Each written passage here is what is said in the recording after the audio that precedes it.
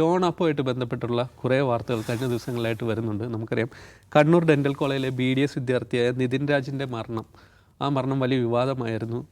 അതിൽ വീട്ടുകാരടക്കം പറയുന്ന അതിൻ്റെ അകത്ത് ജാതി വിവേചനം നേരിട്ട് അവിടുത്തെ അധ്യാപകരിൽ നിന്ന് അത്തരത്തിലുള്ള നിരവധി പ്രശ്നങ്ങൾ നിതിൻ രാജ് നേരിട്ടിരുന്നു എന്നാണ്. എന്നാൽ പോലീസ് പറയുന്നത് അതിൻ്റെ അകത്ത് ലോൺ ആപ്പ് ഒരു പ്രധാന പ്രതിയാണെന്നാണ്. ഈ ലോൺ ആപ്പിൽ ആയിട്ട് ബന്ധപ്പെട്ട 3 പേരെ പോലീസ് പോയിട്ട് അറസ്റ്റ് ചെയ്യുകയും ചെയ്തിരുന്നു. ഇതിന് ഇത്തരത്തിൽ ലോൺ ആപ്പിൽ നിന്ന് 15,000 രൂപ ലോൺ എടുക്കുകയും പിന്നീട് തുടർന്ന് ഇവരെ ഭീഷണി കോളുകൾ ലഭിക്കുകയും ചെയ്തിരുന്നു.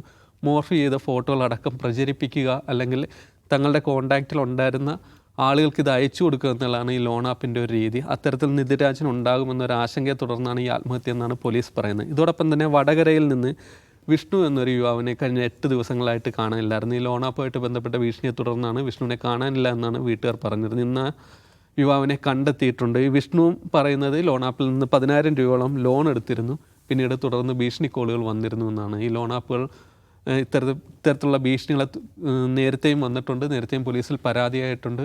മുമ്പും ഒരു 3 ആളുകളോളം ഇതിനെ തുടർന്നിട്ട് ആത്മഹത്യ ചെയ്യുന്ന നിലയുണ്ടായിട്ടുണ്ട്. വീണ്ടും അതിനുശേഷവും ലോൺ ആപ്പുകൾ ഇത്തരത്തിലുള്ള വെല്ലുവിളി തുടരുകയാണ്. ഇതിലേക്കാണ് അജിംസ്, ഈ ലോൺ ആപ്പുകൾ ഉണ്ടാക്കുന്ന ഒരു പ്രശ്നം അത് സാമൂഹികമായിട്ട് തന്നെ നമ്മുടെ കേരളം എന്നൊരു സൊസൈറ്റി അല്ലെ ഒരു മിഡിൽ ക്ലാസ്സിനെ വലുതായിട്ട് ബാധിക്കുന്നൊരു സാഹചര്യം കൂടിയല്ലേ, പ്രത്യേകിച്ചും യുവാക്കളെ. കാരണം ഇവരുടെ മൊബൈൽ ഫോണിലേക്കാണ് അതിൻ്റെ ആക്സസും അതിൻ്റെ ഗാലറിയും അവരുടെ കോൺടാക്റ്റും ഒക്കെ കൂടിയിട്ടാണ് കവർന്നെടുക്കുന്നത്. ഈ പേഴ്സണൽ ലോൺ ആണല്ലോ പ്രശ്നം. ഇപ്പോൾ പേഴ്സണൽ ലോൺ വേണോ എന്ന് ചോദിച്ചാൽ നമ്മുടെ ഗൂഗിൾ പേ തുറന്നു നോക്കിക്കഴിഞ്ഞാൽ എനിക്ക് തന്നെ ഉണ്ടാവും ദിവസവും കാശ് വേണോ, 1 ലക്ഷം മുതൽ 10 ലക്ഷം വരെ പേഴ്സണൽ ലോൺ കിട്ടും. നമുക്ക് പൈസ അങ്ങനെ ലോൺ കൊണ്ട് ആവശ്യമില്ലാതെ നമ്മൾ എടുക്കാറില്ല. ഇപ്പോൾ ഗൂഗിൾ പേ പോലുള്ള പ്ലാറ്റ്ഫോമുകളിൽ ഈ വരുന്ന പരസ്യങ്ങളുണ്ട്. അതിൽ ബഹുഭൂരിഭാഗവും RBI അംഗീകൃത നോൺ ബാങ്കിങ് ഫിനാൻഷ്യൽ കമ്പനീസ് ആയിരിക്കും ബഹുഭൂരിഭാഗവും. അപ്പോൾ നമുക്കത് വിശ്വസിച്ചെടുക്കാമോ എന്ന് ചോദിച്ചാൽ അപ്പോഴും ഞാൻ പറയും അത് വിശ്വസിക്കാൻ പാടില്ല എന്ന് തന്നെയാണ്. കാരണം ഗൂഗിൾ പേ കാണിക്കുന്ന പരസ്യങ്ങൾ അവരൊരു പ്ലാറ്റ്ഫോമായി മാറുകയാണ്. ഈ ലെൻഡേഴ്സിനുള്ള ഒരു പ്ലാറ്റ്ഫോം മാത്രമാണ്. അതിൽ വരുന്ന എല്ലാ പരസ്യങ്ങളും എന്താണ്, ഈ RBI അംഗീകൃത NBFCകളാണ് എന്ന് നമുക്ക് ഉറപ്പിച്ച് പറയാൻ കഴിയില്ല. അതിൽ ചിലപ്പോൾ തട്ടിപ്പുകാരുണ്ടായേക്കാം. അപ്പോൾ ഗൂഗിൾ പേ തന്നതാണല്ലോ എന്നാൽ ലോൺ എടുത്തുകളെ എന്ന് വിചാരിക്കുകയേ ചെയ്യരുത്.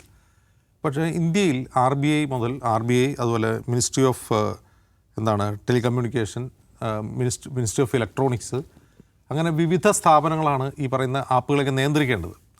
ഇവിടെ എന്താ സംഭവിക്കുന്നത്, ഇന്ത്യയിൽ ഇത് പ്രവർത്തിക്കാൻ കഴിയാത്തതുകൊണ്ട് ഇവരെന്ത് ചെയ്യും, ഇവർ വേറെ ഏതെങ്കിലും രാജ്യത്ത് പോയിട്ട് ഒരു ആപ്പ് ക്രിയേറ്റ് ചെയ്യും. മറ്റ് രാജ്യങ്ങളിലായിരിക്കും അത് ഹോസ്റ്റ് ഉണ്ടാവുക, അവിടെ പോയിട്ട് അത് ക്രിയേറ്റ് ചെയ്തിട്ട് ഇന്ത്യയിൽ പ്രവർത്തിക്കുന്നു. അതാണ് സംഭവിക്കുന്നത്. അപ്പോൾ ഈ ലോൺ ആപ്പുകളെക്കുറിച്ചുള്ള വ്യാപകമായ പരാതി പറഞ്ഞതിനെ തുടർന്ന് കേന്ദ്ര സർക്കാർ കുറേയധികം ആപ്പുകളെ നീക്കം ചെയ്യാൻ ഗൂഗിൾ പ്ലേയോട് ആവശ്യപ്പെടും, എന്നാൽ പ്ലേ സ്റ്റോറിനോട് ആവശ്യപ്പെടുകയും അങ്ങനെ അത് കുറേ അധികം നീക്കം ചെയ്തിട്ടുണ്ട്. പക്ഷേ ഇപ്പോഴും അത് പ്രവർത്തിക്കുന്നുണ്ട്. നീക്കം ചെയ്താൽ ഉടനെ തന്നെ വേറെ പേരുമായിട്ട് അവർ തന്നെ വരും.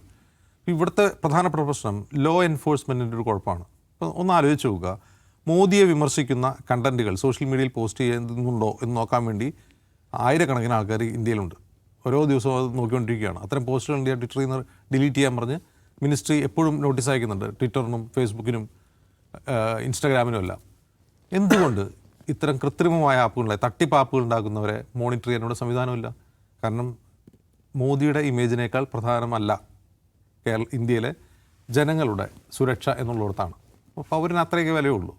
മോദി ആരെങ്കിലും വിമർശിക്കുന്നുണ്ടെങ്കിൽ അത്തരം കണ്ടന്റ് നീക്കം ചെയ്യാൻ വേണ്ടി വലിയ സംവിധാനങ്ങൾ, സദാസമയവും കണ്ണു തുറന്നിരിക്കുന്ന സംവിധാനങ്ങളുണ്ടെങ്കിൽ ഇത്തരം ആപ്പുകാരെ പൂട്ടാൻ ഒരു സംവിധാനവും ഇല്ല.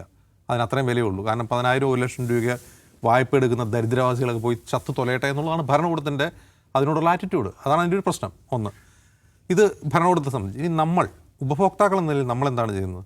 നമുക്കൊരു 15,000 രൂപ ആവശ്യം വരുന്നു, കൂട്ടുകാരോട് കടം ചോദിക്കാൻ മടിയാണ്, അല്ലെങ്കിൽ അങ്ങനെ ചോദിക്കാൻ പറ്റിയ ആളുകളില്ല, അല്ലെങ്കിൽ നമുക്ക് കടം തരാൻ ആൾക്കാരില്ല, എൻ്റെ വരുമാനം അനുസരിച്ച് ആരും കടം തരില്ല എന്ന് തോന്നിക്കഴിഞ്ഞാൽ കിട്ടുന്നോടൊന്ന് വാങ്ങുക എന്ന് പറയുമ്പോൾ കൃത്യമായും NBFCകൾ അല്ലെങ്കിൽ ബാങ്കിങ് സ്ഥാപനങ്ങൾ, ഇപ്പോൾ SBI നമുക്ക് പേഴ്സണൽ ലോൺ, എൻ്റെ SBIയിലാണ് അക്കൗണ്ട്, SBI എന്നോട് ഇടയ്ക്കിടയ്ക്ക് ചോദിക്കും, മെസ്സേജ് ചെയ്ത് ചോദിക്കും പൈസ വേണോ.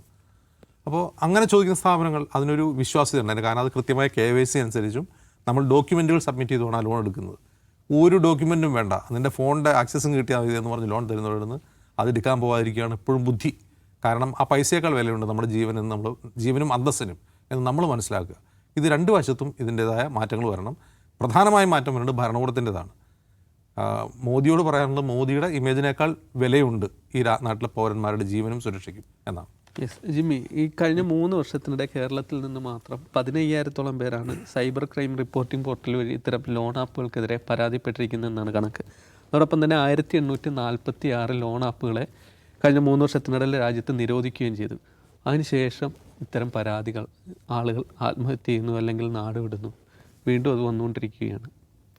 ഈ പലപ്പോഴും ആലോചിച്ചിട്ടുണ്ടോ എന്തുകൊണ്ടാണ് ആളുകൾ ലോൺ ആപ്പുകളെ സമീപിക്കുന്നത്? ഇപ്പോൾ ഞാൻ സിവിൽ സ്കോർ എന്ന് പറയുന്ന ഒരു സ്വകാര്യ മോണിറ്ററിങ് സംവിധാനമാണ് നമ്മുടെയൊക്കെ ക്രെഡിറ്റ് വർത്തിനെസ്സിനെ കുറിച്ച് പഠിക്കുന്നത്. എൻ്റെ സിവിൽ സ്കോർ മോശമായി ഇപ്പോൾ ഞാൻ എവിടെയെങ്കിലും ഒരാൾക്ക് ജാമ്യം നിന്നു, അയാൾ പൈസ അടച്ചില്ല, ചിലപ്പോൾ ഞാൻ അടച്ചില്ല, എന്തെങ്കിലും സിവിൽ സ്കോറാണ് നിങ്ങളെ പിടിക്കാനുള്ള ഏറ്റവും നല്ല സംവിധാനം. അപ്പോൾ നിങ്ങൾ ഒരിക്കൽ സിവിൽ സ്കോർ താന്നാൽ നിങ്ങൾ ലോൺ തരുന്ന നെറ്റ്വർക്കിൽ നിന്ന് പുറത്തു പോയാൽ പിന്നെ നിങ്ങളെ ആര് സഹായിക്കും? ഇതാണല്ലോ അടിസ്ഥാനപരമായ ചോദ്യം. പണ്ട് ഞാൻ ഇടുക്കിയിൽ ജോലി ചെയ്യുന്ന സമയത്ത് തമിഴ്നാട്ടിൽ നിന്ന്, അതായത് ബോർഡറാണ്, കുമളി ബോർഡർ ക്രോസ് ചെയ്തിട്ട് ബൈക്കിൽ ആളുകൾ ഇങ്ങനെ വരും, കയ്യിലൊരു ഒരു ചെറിയൊരു ബാഗ്, വെട്ടിപ്പലിശക്കാർ വന്ന് എല്ലാ വീടുകളിലും ഈ പൈസ കൊടുക്കും. അവർക്ക് ബാങ്ക് സംവിധാനം ഒന്നും ഇല്ലാത്ത ആളുകളാണ്, അവർ സിബിൽ സ്കോർ ഒന്നും ഇല്ലന്ന്. എന്നിട്ട് വളരെ കൃത്യമായി ഇവർ വന്ന് തിരിച്ച് പിരിക്കും. അപ്പോൾ ഞാൻ അപ്പോഴും ആലോചിച്ചിട്ടുണ്ട് ഇതെങ്ങനെയാണ് ഇത് ലാഭം? ഒരു നാട്ടിൽ മുഴുവൻ പേരും അവർ പൈസ കൊടുക്കില്ല എന്ന് വിചാരിച്ച് എന്ത് ചെയ്യും? ബൈക്കിൽ ഒരുത്തൻ ബൈക്കിൽ വന്നിട്ട് ഭീഷണിപ്പെടുത്തി ഒരു കാലെടുത്ത് പറഞ്ഞാൽ അവൻ എന്ത് ചെയ്യും? പക്ഷേ മനുഷ്യരുടെ സൈക്കോളജി, ഞാൻ 30 എടുത്ത് കൊടുത്താൽ അല്ലെങ്കിൽ പോട്ടെ 50 എടുത്ത് കൊടുത്താൽ എനിക്ക് 25 എടുത്ത് കിട്ടിയാൽ മതി. അതാണ് എൻ്റെ ലോജിക്ക്. ആ 25 എടുത്ത് ഇട്ടാൽ, കാരണം ഇതിൻ്റെയൊക്കെ പലിശ അതിഭീകര പലിശയാണ്. ഇപ്പോൾ നിങ്ങൾ ഈ പറയുന്ന ലോൺ ആപ്പുകൾ വഴി എടുക്കുന്ന 15,000 രൂപ എടുത്താൽ ഒരു മാസം കൊണ്ട് ഡബിളാക്കുന്ന, ഒരു മാസം കൊണ്ട് 30,000 രൂപ തിരിച്ചടയ്ക്കുന്ന പോലുള്ള അവിശ്വസനീയമായ പലിശയുണ്ട്. അപ്പോൾ അതങ്ങനെ 100 പേർക്ക് കൊടുത്തിട്ട് 10 പേരുടെ നിന്ന് പിടിച്ചാൽ ഈ പൈസ തിരിച്ചെടുക്കും. അതാണ് അവരുടെ ലോജിക്ക്. അതുകൊണ്ടാണ് ഇത്ര ധൈര്യത്തിൽ ഒരു ഡോക്യുമെൻറ്റും വേണ്ട. കാരണം ഭീഷണിപ്പെടുത്തിയാൽ ഭീഷണിക്ക് വഴങ്ങുന്ന, എന്തിന്, ഡിജിറ്റൽ അറസ്റ്റ് വിശ്വസിക്കുന്ന ആളുകളല്ലേ നമ്മുടെ നാട്ടിലുള്ള. കാരണം ജനം അത്രയും നെയ്വാണ്. അപ്പോൾ അങ്ങനെ ഒരു നാട്ടിൽ, അങ്ങനെ ഒരു സംവിധാനത്തിൽ ഇതിങ്ങനെ പിടിച്ചാൽ അത് വളരെ ലാഭകരമാണ്. ഒന്ന്. രണ്ടാമത്തെ കാര്യം, ഇത് എന്നു മുതലാണ് ഇത് തുടങ്ങുന്നത്? നോൺ ബാങ്കിങ് NBFCകൾ, നോൺ ബാങ്കിങ് ഫിനാൻഷ്യൽ കമ്പനികളെ ഇത്തരം പരിപാടികളിലേക്ക് സജീവമായി ഇറക്കിവിട്ടതാരാ? നമ്മുടെ സർക്കാരാണ്. ഇങ്ങനത്തെ പരിപാടി, കടം, ആളുകളെ കൊണ്ട് കടം വാങ്ങിക്കുക, അങ്ങനെയാണ് എക്കോണമി. പണ്ട് സേവിങ്സ് ആയിരുന്നു, നിങ്ങൾക്ക് എപ്പോഴും സേവിങ്സ് വേണം എന്നുള്ളതാണ്. ബാങ്കുകൾ സേവിങ്സ് ഡ്രൈവ് നടത്തും, ഞങ്ങളുടെ ബാങ്കിൽ ഒരു അക്കൗണ്ട് വേണം. ഇന്ന് നിങ്ങൾ ബാങ്കിൽ അക്കൗണ്ട് ഇടുന്ന പുല്ല് വിലയാണ്, ഒരു വിലയും നിങ്ങൾക്കില്ല. പകരം നിങ്ങളെ കൊണ്ട് ലോൺ എടുപ്പിക്കാനാണ് ശ്രമിക്കുന്നത്. ക്രെഡിറ്റ് കാർഡ്, ലോൺ, ഇതിലേക്ക് മാറി. കാരണം അതാണ് ഭയങ്കര ലാഭകരമായ ബിസിനസ്. എന്ന് മാത്രമല്ല, ഇങ്ങനെയാണ് എക്കോണമി ബൂസ്റ്റ് ആകുന്നത്. ഇങ്ങനെ പണം ഇങ്ങനെ സർക്കുലേറ്റ് ചെയ്യുമ്പോഴാണ് ഭയങ്കരമായിട്ട് എക്കോണമി വർക്ക് ചെയ്യുന്നതാണ് സർക്കാർ വിചാരിക്കുന്നത്. വിദേശ രാജ്യങ്ങളിലൊക്കെ അങ്ങനെയാണ്. വിദേശകാര്യത്തിൽ ഇപ്പോൾ അമേരിക്കയിലൊക്കെ നമ്മൾ കേട്ടുള്ളത് ക്രെഡിറ്റ് കാർഡിന് അടിമയായി ജനിച്ച കാലം മുതൽ അവസാനം വരെ അവൻ ജീവിച്ചു. എല്ലാത്തിനും ഒരു ക്രെഡിറ്റ് കാർഡ് വെച്ച് ഇങ്ങനെ സർക്കുലേറ്റ് ചെയ്ത് പോവാണ്.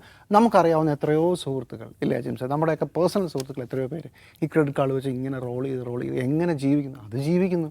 എനിക്കറിയാവുന്ന ഒരു സുഹൃത്തല്ല, ഒരു പരിചയക്കാരൻ ഒരു ദിവസം 2,000 രൂപ GPay ചോദിക്കുന്നു.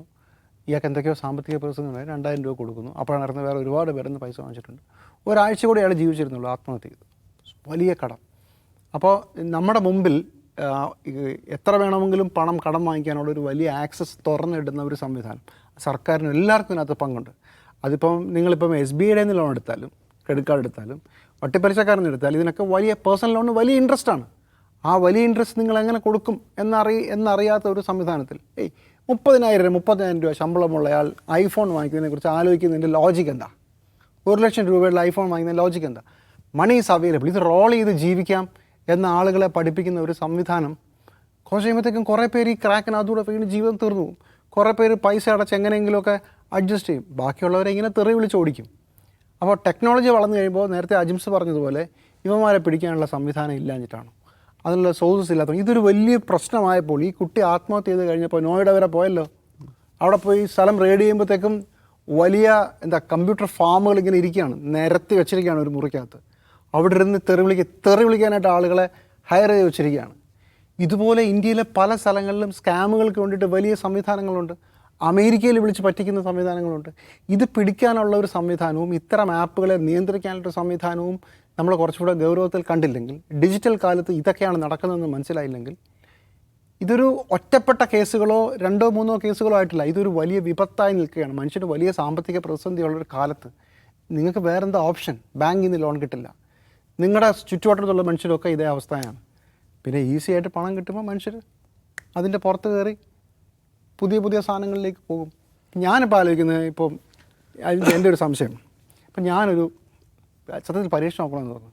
ഇവരുടെ പരിപാടി ഈ ലോൺ ആപ്പ് വഴി നമ്മുടെ ഫോണിൽ ആക്സസ് കൊടുക്കും. ആക്സസ് കൊടുക്കുമ്പോൾ ഈ നമ്മുടെ ഡേറ്റ മുഴുവൻ എടുത്തുകൊണ്ട് പോകുന്നല്ലേ. അപ്പോൾ ഇങ്ങനെ ഡേറ്റ ഒന്നും ഇല്ലാത്ത ഒരു ഫോൺ, കുറേ കള്ള ഫോൺ അഡ്രസ്സുകളൊക്കെ എടുത്ത് ഫോൺ നമ്പറുകളും വേറെ ആരുടെങ്കിലുമൊക്കെ ഫോട്ടോയൊക്കെ വെച്ച് ഒരു ഫോൺ വെച്ചിട്ട് നമ്മൾ ഈ ലോൺ വാങ്ങിച്ചെന്ന് വിചാരിക്കുക, ഇവന്മാർ എന്ത് ചെയ്യും? ആ എമൗണ്ട് കുറക്കുന്നു, ആക്സസ് എത്ര കുറവായിരിക്കുമോ അത്രത്തോളം എമൗണ്ട് കുറയുന്നു. നമ്മൾ കുറേ നമ്പർ ഇട്ട് കൊടുക്കാം, നമ്മൾ ടെലിഫോൺ ഡയറക്ടറി എടുത്ത് വെച്ച് അല്ല ടെലിഫോൺ ഡയറക്ടറി എടുത്ത് വെച്ച് കുറേ നമ്പർ സേവ് ചെയ്ത് വെക്കാം, ഒന്ന് പരീക്ഷ നോക്കാവുന്നതാണ്. യെസ്, എന്തായാലും ഈ നിതിൻ രാജിൻ്റെ മരണമായിട്ട് ബന്ധപ്പെട്ട് വീട്ടുകാർ ഉയർത്തുന്ന പരാതികളും അതിന്മേലുള്ള അന്വേഷണവും നടക്കണം. അതോടൊപ്പം തന്നെ ലോൺ ആപ്പിനെ പൂട്ടിക്കെട്ടാനുള്ള നടപടികളും സർക്കാരിൻ്റെ ഭാഗത്തു നിന്നുണ്ടാകണം.